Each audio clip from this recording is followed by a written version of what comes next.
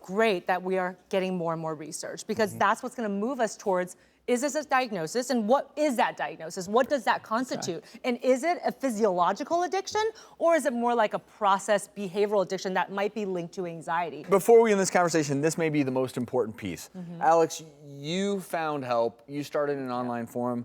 Dr. Judy, Dr. Weiss, what should someone do watching right now? Whether you're a parent of someone you're worried may have a problem with porn, or you yourself has a problem? Well, I think we have to start from a place of letting people know that they shouldn't blame themselves. You know, again, there's a very big shame factor when we talk about something that has this moral compass attached to it.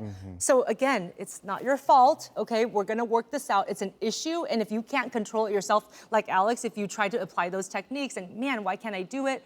It's not your fault. Let's take the shame away. And then you gotta go to a trained professional. You gotta go to somebody who's an expert. But how do I find someone who is adept at this particular type of problem? Because you know that's the part that I think is challenging, because you would love to find someone who deals with, you know, this type of problem, or who's well-read like yourself. Well, I mean, is there a... I mean, this is what you do. You are experts. But I think the work is hard to find because we don't have a diagnosis. We don't have therapists have to be trained. Therapists get trained when we have a diagnosis. So we're looking at an issue that's bubbling under, but I guarantee you if he went to your average therapist and said, I've been looking at too much porn, they'd probably tell him, look, you're 19, lots of kids look at porn, don't feel bad about it, and they wouldn't necessarily see it in the way that he's experienced. So maybe if that's your first experience, find someone who is at least going to take you They seriously. need to understand the concept of addiction and compulsion as a behavior. I think it's really important that people do their own research when they're looking for therapists. Why wouldn't you interview multiple therapists? So yeah, you can start online. You start with a reputable source like Psychology Today or something that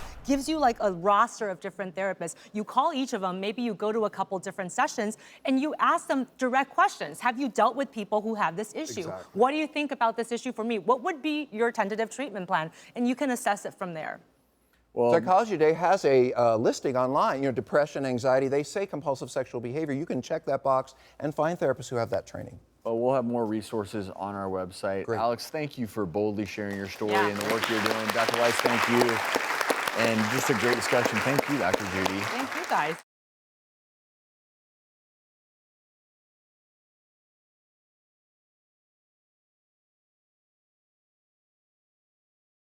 The doctors. 12 years in!